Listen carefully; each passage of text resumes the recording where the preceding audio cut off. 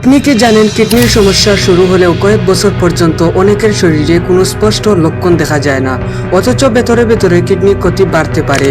তাই কিডনি খারাপ হওয়ার লক্ষণ দেখা দেওয়ার অপেক্ষা না করে আগে থেকে কিডনি সুস্থ রাখার অভ্যাস করা সবচেয়ে গুরুত্বপূর্ণ। আজকের ভিডিওতে জানাবো কিডনি ভালো রাখার 12টি সহজ অভ্যাস। প্রতিটি অভ্যাস কিডনির জন্য কিভাবে উপকারী এবং কেন গুরুত্বপূর্ণ সেটাও সহজ ভাষায় বলবো। এবার জেনে নিন কিডনির কাজ। কিডনি শুধু প্রস্রাব তৈরি করে না, এটি রক্ত পরিষ্কার করে, শরীরে পানি ও লবণের ভারসাম্য ধরে রাখে, রক্তচাপ নিয়ন্ত্রণে সাহায্য করে এবং রক্ত ও হাড়ের সুস্থতাতেও গুরুত্বপূর্ণ ভূমিকা রাখে। তাই কিডনি সুস্থ রাখা পুরো শরীরের জন্য খুবই গুরুত্বপূর্ণ। কিডনি আজীবন ভালো রাখার 12টি মহাঔষধি নিয়ম ও খাবার। তাহলে আপনার জীবনযাত্রায় ও খাদ্য তালিকায় যোগ করুন এই 12টি জাদুকরী নিয়ম। পর্যাপ্ত জল পান করা।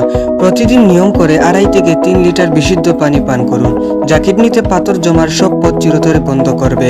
2 লবণের মাত্রা সীমিত রাখুন। রান্নায় লবণের ব্যবহার কমিয়ে ভেষজ মশলা, আদা ও লেবুর রস দিয়ে খাবারের স্বাদ বাড়ান। 3 তাজা লেবুর রস। লেবুতে থাকা সাইট্রিক অ্যাসিড কিডনিতে ক্যালসিয়াম অক্সলেট বা পাথর জমতে বাধা দেয়। 4 রসুন ও পেঁয়াজের ব্যবহার। সোডিয়ামের স্বাস্থ্যকর বিকল্প হিসাবে রসুন পেঁয়াজের ব্যবহার করুন, যা রক্তচাপ ও কিডনি সুরক্ষা রাখে। 5 ডাবের পানি। এটি শরীরে পটাশিয়াম ও খনিজের ভারসাম্য চমৎকারভাবে ঠিক রাখে। 6 অতিরিক্ত প্রোটিন কমানো। গরু মাংস অতিরিক্ত প্রোটিন, তাই এর বদলে শাকসবজি ও সামুদ্রিক মাছের দিকে নজর দিন। 7 ধূমপান বর্জন করুন। ধূমপান কিডনির ভিতরে রক্তনালীগুলোকে সংকুচিত ও শক্ত করে দেয়, তাই আজ থেকেই এটি ত্যাগ করুন। 8 পেইন কিলারকে না বলুন। প্রেসক্রিপশন ছাড়া ভুলেও কোনো ধরনের ব্যথানাশক বা ক্ষতিকর অ্যান্টিবায়োটিক খাবেন না। 9 ডায়াবেটিসকে নিয়ন্ত্রণে রাখুন।